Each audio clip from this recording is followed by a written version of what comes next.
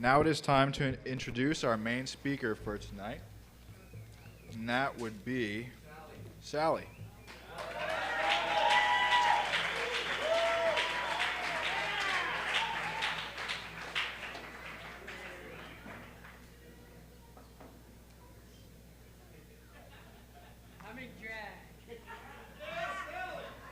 My name's Sallie. I'm definitely alcoholic.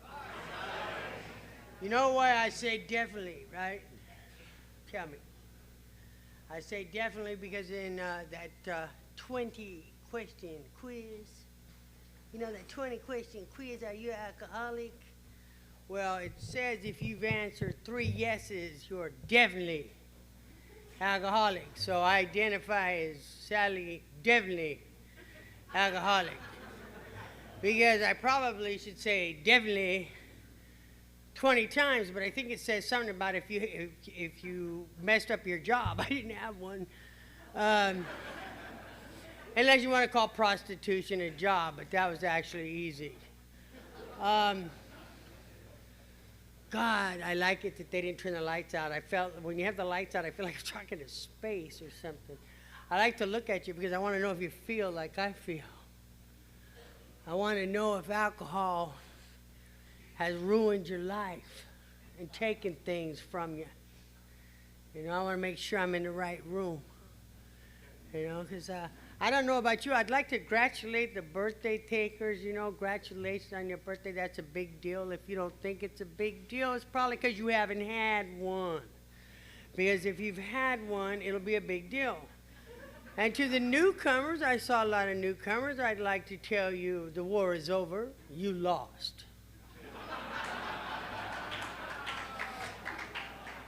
I'd like to tell you welcome home.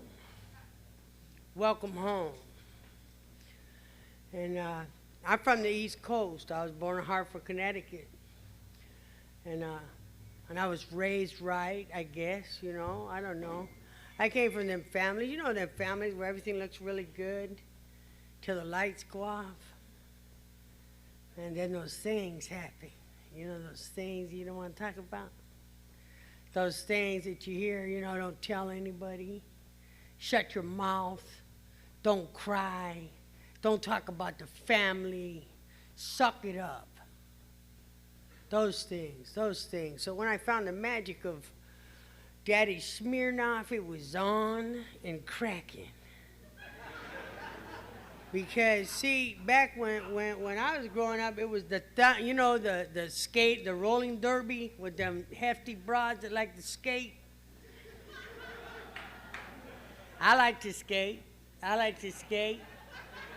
And I thought, man, and my favorite team was the Thunderbirds. And all I ever wanted was to be one of them girls knocking another girl off the railing. You know what I mean? I really did. Like, oops, sorry, honey. You know? Because I kind of grew up in Hollywood, believe it or not. My favorite place was Grandma's. Now, Grandma had an interesting place off of Highland. It was like about an 8-story place where it was all sex changes and women impersonators. And so I loved to go to Grandma's. And I learned how to be a woman. I learned how, that's why I told you I'm a drag. You know, because I didn't look like this when I was jumping freight trains.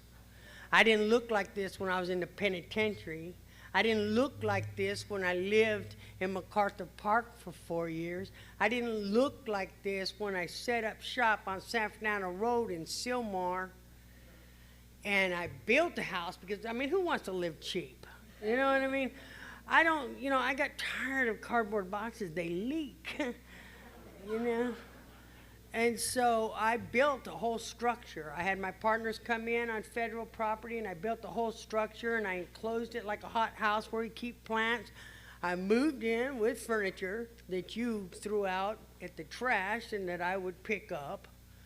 And I set up shop. By the time they bulldozed me down 11 years later, the population was 23. And I just want to tell you, if you did go past bushes and you thought you heard voices, it was probably me. And I lived out in that one bush. It was my favorite bush. I lived there for 11 years. And then I lived in MacArthur Park for 4. And I lived in the Hotel California. It's no longer there. It's the one you can check in and never check out. And I've got 3 beautiful kids. I had my first kid. Her name is Jolie.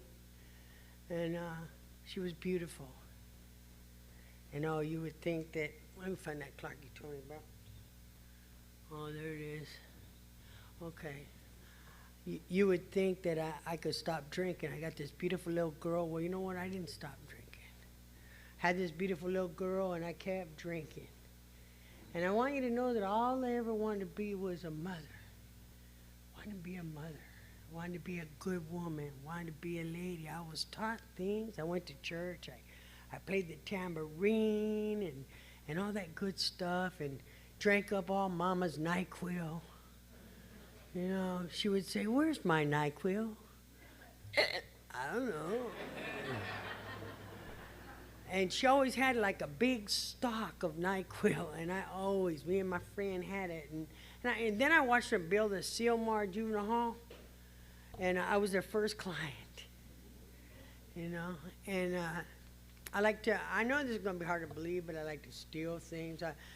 If I was to do a resume for you, it would say, does armed robberies, prostitutes, pimps, panhandles, burglaries, you know. And I mean, it's hard to do a good burglary when you got a shopping cart. You know what I mean? Yeah, but you know, we be constructive. You know what I mean? We be constructive. I used to have some, because I don't want you to think that I just, you know, came like from nowhere. You know, I used to have a beachfront property.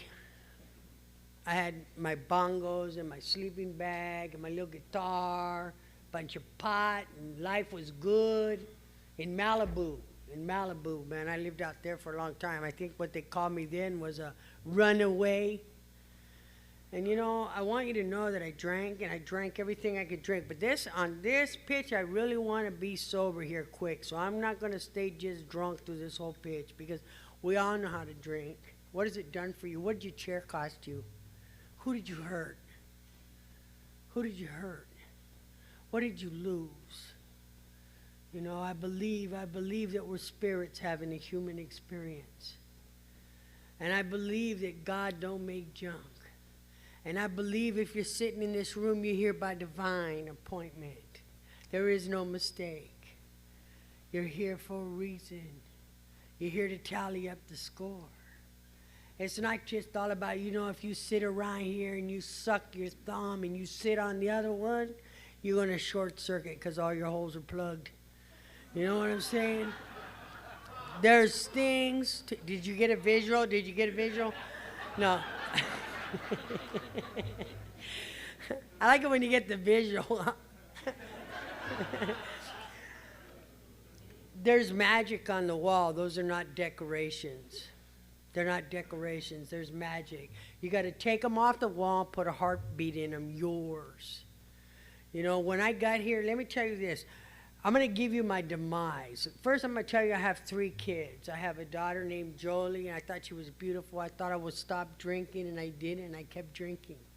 I kept drinking. It was 1970. I was in Pacoima, living next door to Dirty Ernie. Dirty Ernie liked to get loaded on many things, and he told me, you know, I'm not going to give you any. You're only 14, mija.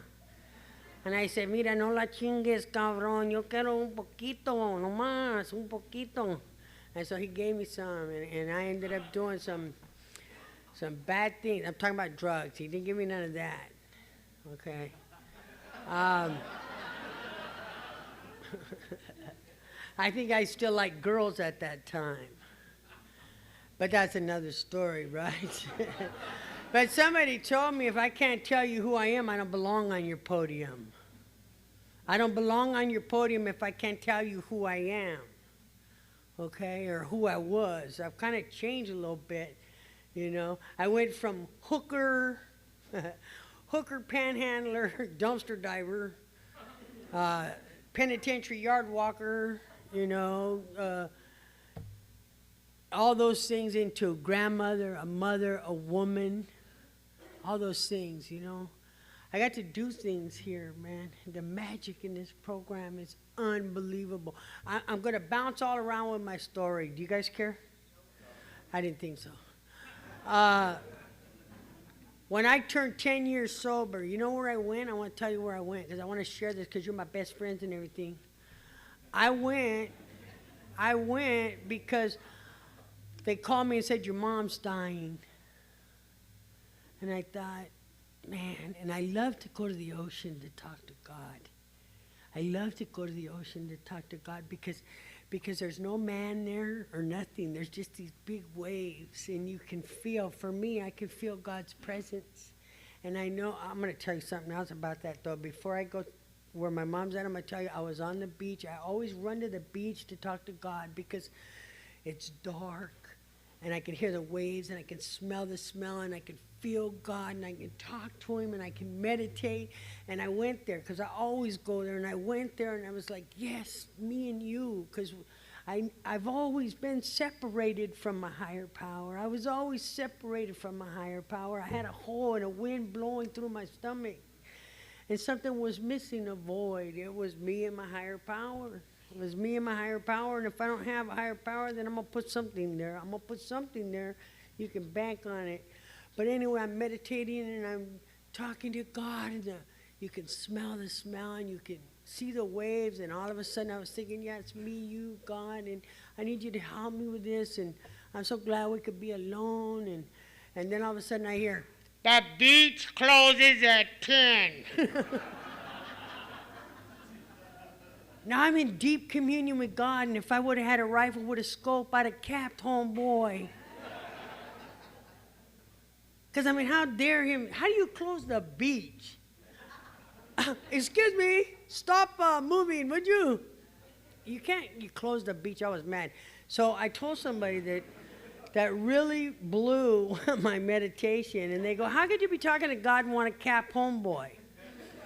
And I said, I don't know, but probably any minute my head's going to start spinning around, and I'm going to spit out green shit if you keep talking to me, you know what I mean?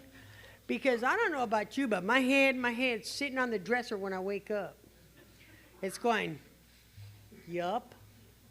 Are you up? Look at you. Look at how fat you got in recovery. Look at you. What do you weigh now? 240? Yeah, you're going to die like that. That's what's going to happen. Nobody's going to give a shit. I bet you I know how we can lose some weight. Yeah, look at this house. It's all fucked up. You need to fuck. And I'm like, oh, can I have a cup of coffee? Can I please have a cup of coffee? Can a girl get a cup of coffee?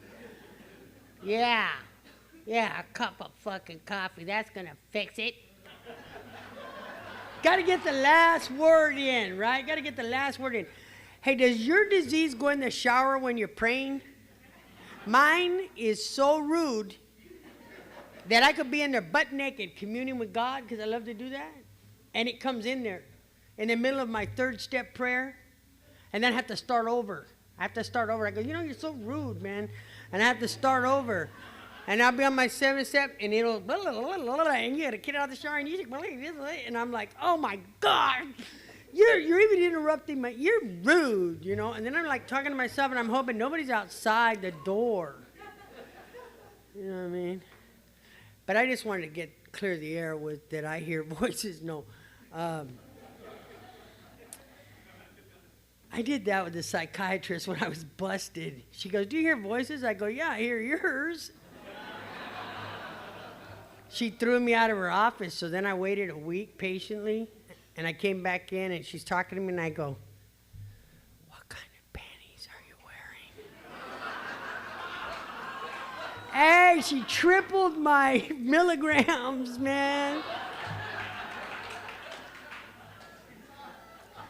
You know, a girl knows how to do it, right? A girl knows how to do it. You know how to do it? Aren't we inventive? Are we inventive or what? Man, I really didn't want to know what kind of panties she wore. But, you know, whatever works.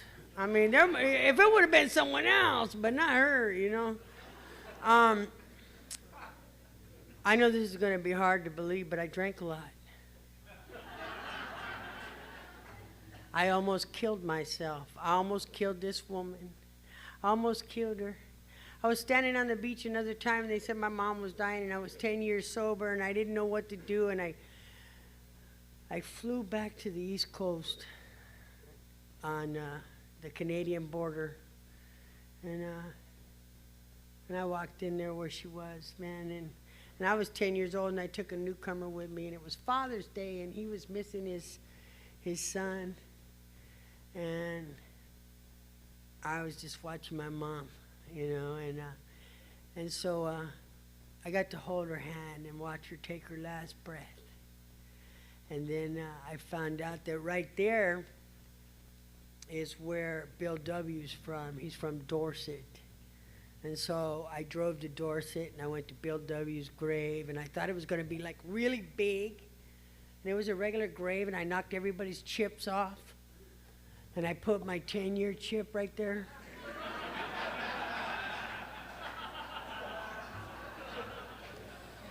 And I told him, thank you. I told him, thank you for you, and I told him, thank you for me. Oh, you wanted me to say, oh, and I saw these chips, and I put mine on the bottom? Hell no. I knocked all that shit off. Put mine right there. Because I wasn't in the mood. You know what I mean? My mom just passed, and I just wanted to get my chip up there. I wanted to be recognized, man, before I lost it. Because, see, I'm not exempt. I'm not exempt to pick up a drink. I'm not exempt. You're not exempt. Don't forget that. I seen big ones up in here fall. Okay? So just remember, you're only a drink away. You know, sometimes we think we got a handle on this. You get a daily reprieve, contingent on the maintenance of your spiritual condition. See, your spiritual condition. And you know what? The journey you're going to take in Alcoholics Anonymous is this long. Don't get excited. It's this long. And it's from here to here. From your head to your heart. And then my sponsor told me, no, there's a bigger journey, Sallie. From your head to your fucking feet. Get busy.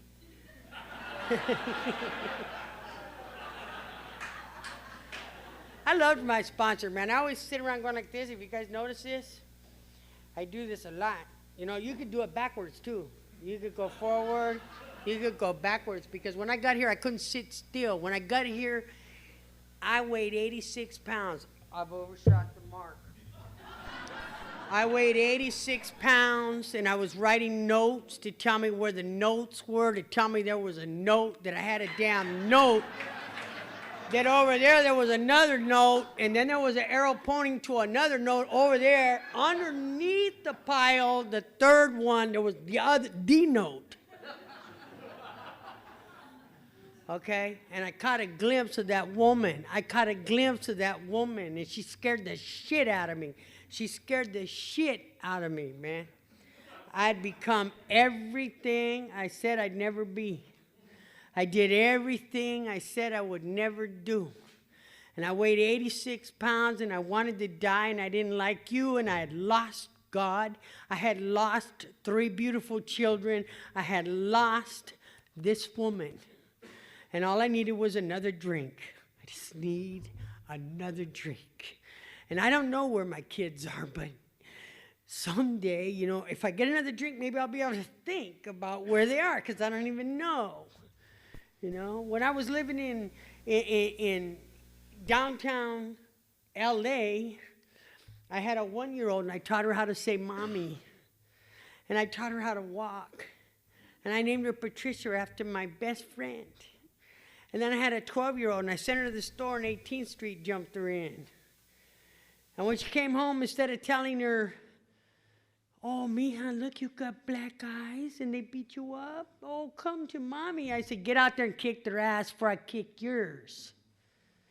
And so she became a gang member. And when she was 16, they shot her with a .357. And you know where they found me to go look at her when they shot her with a .357? In a ditch. In a ditch. I just got out of prison on an armed robbery, and I was laying in a ditch, butt naked, hungover, and naked. See, because I don't play. I don't play. See, I was too busy drinking to have a house. I was too busy drinking to have anything except for whatever you had because I was taking it. Period. And I couldn't be a mother. I couldn't be a woman. I lived to drink and I drank to live, and that's all that mattered. And if I just could have another drink, I'll be okay. I'll be okay if I have another drink, and I'll think about where my kids are. I don't know where they are, but they're probably better off without me. And when they shot my kid, they found me and they told me, get up. They wouldn't even turn their back on me. 2 officers looked at me while I got up, butt naked with weeds hanging out of my hair, to tell me something's wrong with your kid. And when they let me in the car and they didn't cuff me, I knew that it was bad, because they even let me smoke in the car. See, and that had never happened to someone like me. Someone like me had to be cuffed. Somebody like me had to be shackled, because I'm an asshole. They like to put tape on my mouth because I'll spit on you and I'll bite you too, because I'm not housebroke.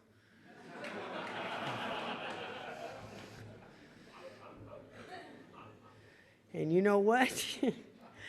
It was messed up, man. It was messed up. I was killing the wrong woman. I was killing the wrong woman when I just wanted to be a woman, not an animal, not living in the bush, not leaving her kids. You know, one time I overdosed on drugs and alcohol, and I told my friend, you know, that's nothing. And he goes, don't do all that, it's going to kill you. And I go, bullshit, you don't know who I am. Don't you know who I am? And I did it all and died. How special. And I told him, you know, if something happens, just throw me in the trash. And he did. He threw me in the trash, and I came to in a dumpster in a liquor store parking lot with the trash man coming. And you know, when they put them things in there and they go like this, I came out. Woo, man, throwing papers. And the dude just went, have you ever seen a Mexican turn white? Turned white, man. And I had choice words for him. You stupid mother. Yeah, I was all pissed off because he woke me up. And then I was thinking, how did I get here, man? And, you know, what kind of shit is that? When I was living in the bushes on 11th Street, they came out and wanted to do an eye on L.A. on me, and I wouldn't let them. So I did let them put me, though, in the L.A. Times. And since I got sober, I went and got the article. I look like Skeletor. It says, woman hooker. Well, they didn't say a hooker. They said prostitute. A 39-year-old prostitute scans the boulevard on San Fernando Road and ticks off names of all her friends who died with AIDS as she thinks about getting, the way they worded it just sucked, you know. And then they said she has a tattoo on her back. They put that in the paper that says, born to die. Well, that was my motto, you know, let's just do it up proper. Because if I'd have known I was going to live this long, I'd have took better care of myself. I'm serious. I would have, man. You know what? Trip out. I've got hepatitis C, cirrhosis of the liver. I've had 1 heart attack, 1 stroke. I'm supposed to walk with a cane, but I'm too fucking vain. So I keep it in the trunk in case my leg starts going out. And I have sleep apnea, where you wear that. I look like I'm going deep sea diving when I go to bed.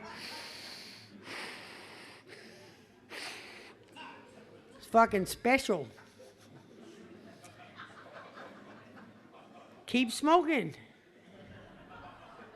Keep smoking, because that's how I got it. Smoking.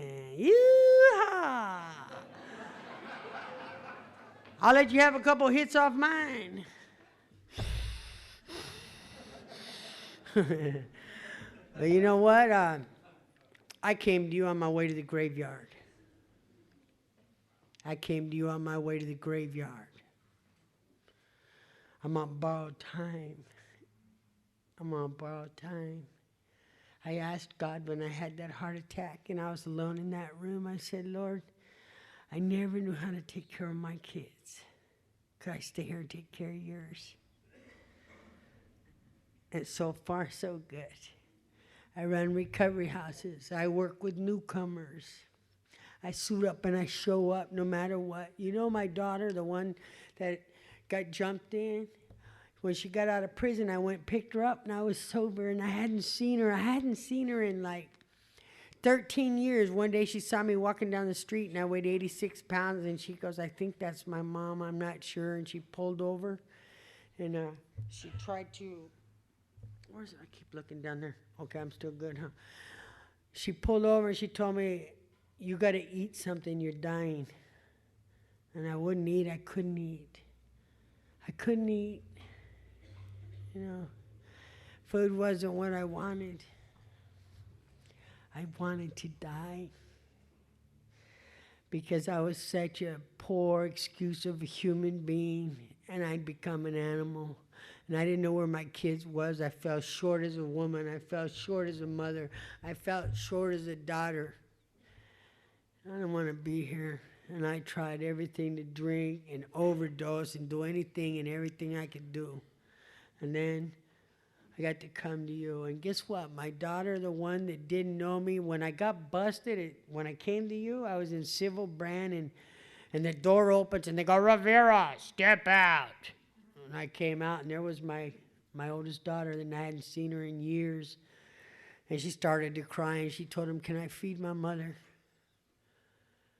And they let her give me some candy, and then she looked at me and she goes,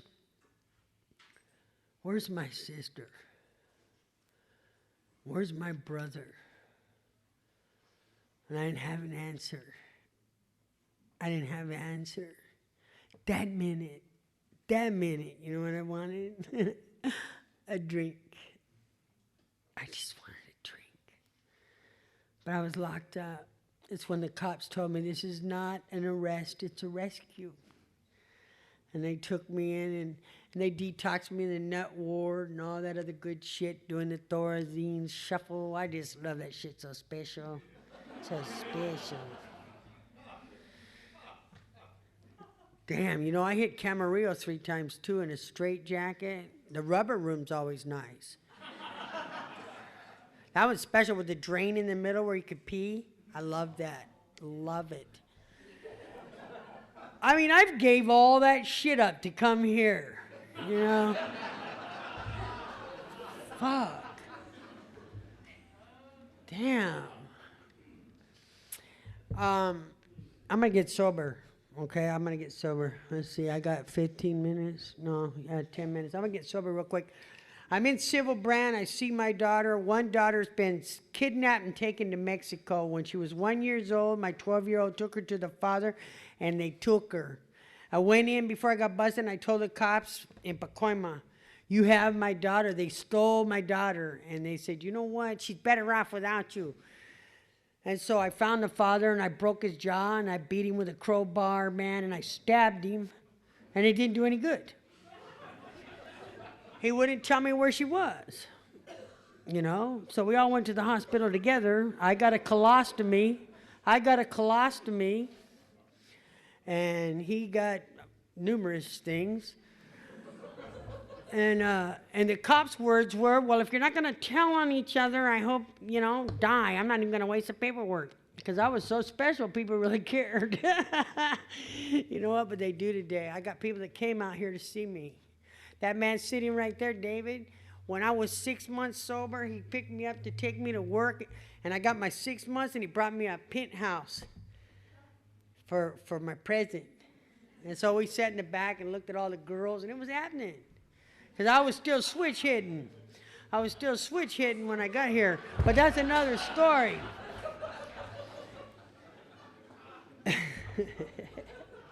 Today I have a boyfriend. He's right there.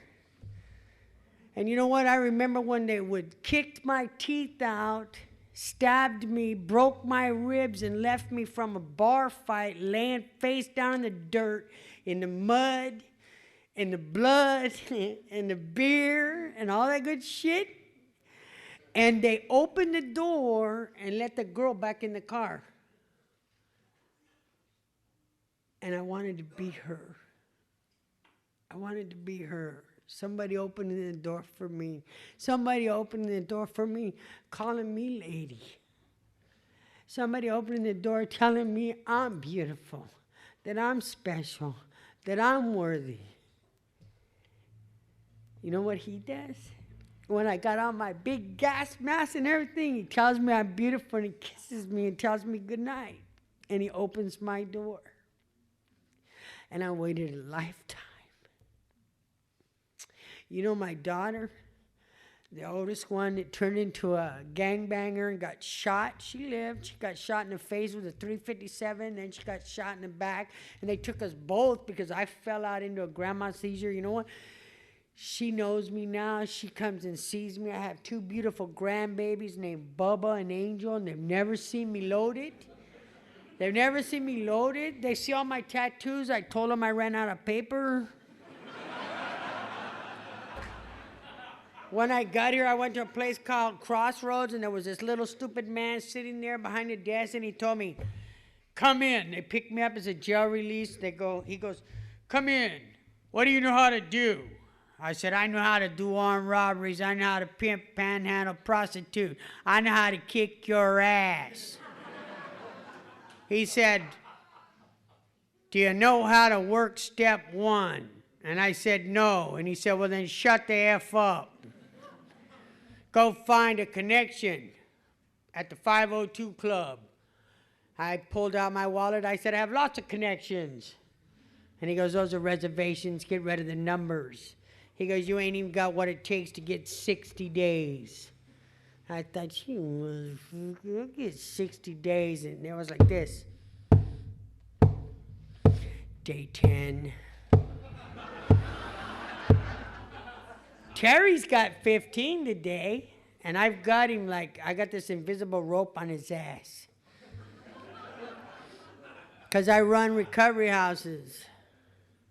And you know what? I got them 60 days, and I ran back to his office because I saw your metal chips, and I thought, boom, I threw it on the thing, and he jumped up, and I thought, I'm going to have to hit him, man.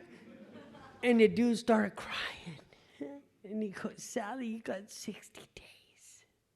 I'm so proud of you. And I thought, these motherfuckers are weird, man. I couldn't understand you guys. And then stupid women would say, could you watch my purse? Watch your purse? I'm a purse snatcher. Now I run around with a damn purse. Guess what? Here's the good news. The good news. I got 5 minutes. That's good news, huh? I'm trying to. Look, for me it is. This is for me. No. I don't steal anymore. I got a driver's license. I don't know if you guys ever heard of Carl M. from Covina. I took my first driving test in his Lexus. And I think they passed me because I looked important with the phone and the car and everything. 'Cause I ran his men's home for 2.5 years. The only female there with 32 dudes. And it was cool, man. Because nobody crossed that line because I'll punish you.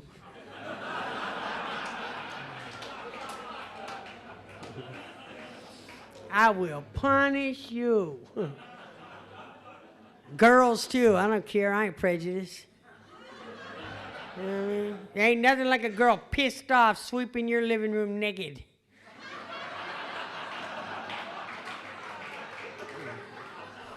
You gonna talk shit to me? But those were other days. That was another story. I'm sorry. I lost it. I have a sponsor, and I've worked my steps.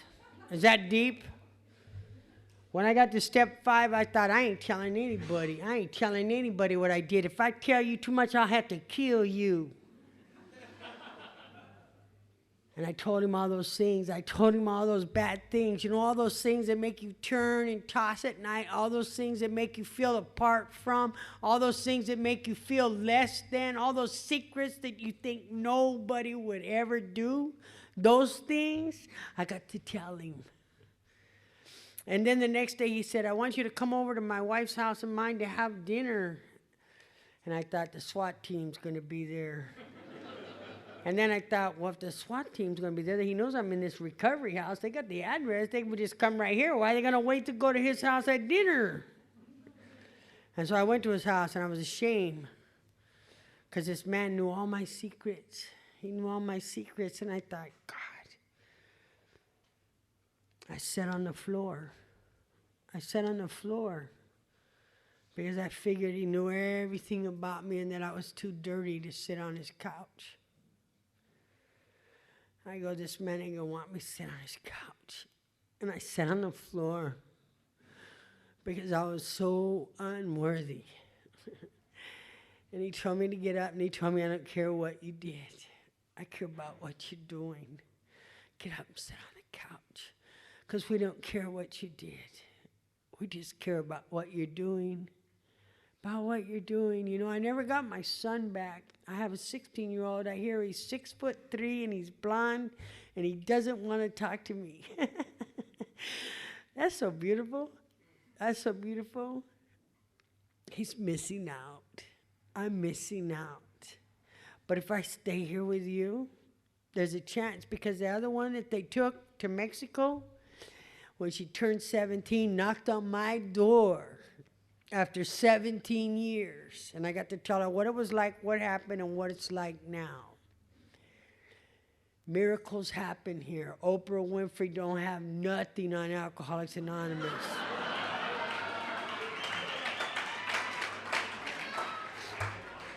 The miracle of Alcoholics Anonymous, man, is one alcoholic helping another. I was always a square peg trying to fit in a round hole. My whole life, I was a square peg trying to fit in a round hole. Now I found all the other square pegs. I don't need the round hole. I almost like this woman sometimes. For the most times I do. I like her, man. You know that this outfit, he bought me. He bought it, and it was, you know, cost a little penny there, you know. It cost some money, and he bought it for me. And the day I was putting it on, and I don't know what happened. I cried. Standing in the mirror crying because I got a new outfit and because I was going to come and see you. I'd have missed it. I'd have missed it in the bottom of a bottle. I'd have missed it. You're everything I ever looked for. You're here by divine appointment. If I can come out of the gates insanity, prisons, nut wards, dumpsters, trash cans, living on the street as long as I did, I was out there 39 years, you have no excuse. Read the first 164 pages of the big book of Alcoholics Anonymous. Check the doctor's opinion and find out which alcoholic you are and why. And then treat yourself to 83 and 84 of the promises. The promise that made me stay with you is no matter how far down the scale you've gone, you'll see how your life can benefit others. I needed that promise because I felt like a piece of shit. And today I'm not. All my grandkids, none of them see me loaded. I wish I could say all my relationships with my other daughter's beautiful. It ain't, but I went deep into the heart of Mexico where she was raised, and there was no running water and dirt floors, and I watched her baptize her first son. And I told the man who raised her, thank you. I gave her a key to my house, and I said, everything I have is yours if you ever want me. But how can I be your mother when I was gone 17 years? Now I have a son, and I've tried to see him, and if I stay here with you, maybe he'll come look for me to tell me, you fucking bitch. You know? And then I'll tell him, look, man, can't you do any better than that? You know, I could tell him what happened and what it's like now. Did I fuck up my mascara? Do you know when I was out there, I didn't use mascara, and this is the best I could do with my hair? Because, you know, I'm only 12. What do you want from me? It's time for me to shut up. I love you. Don't leave 5 minutes before your miracle. read the book, get a sponsor, tell somebody that stupid shit that you're tripping on. You know that shit you're tripping on? Yeah, that's right, that's right, that's right. Yeah, you're not worthy. You don't need these fucking people. They don't give a shit. You know, that shit, that shit, that shit. You know, the only reason that your mind has not killed your body is because it needs it for fucking transportation.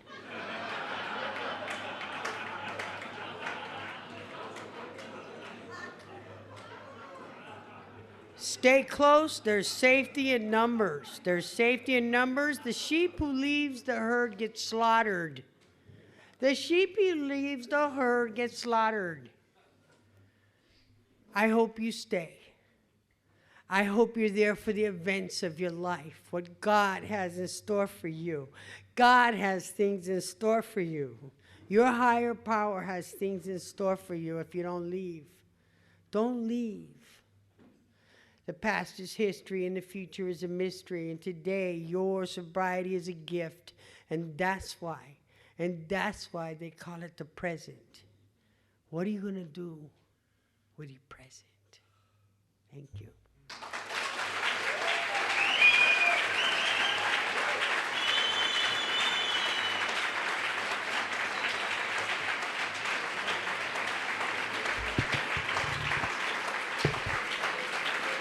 Secretary's announcement.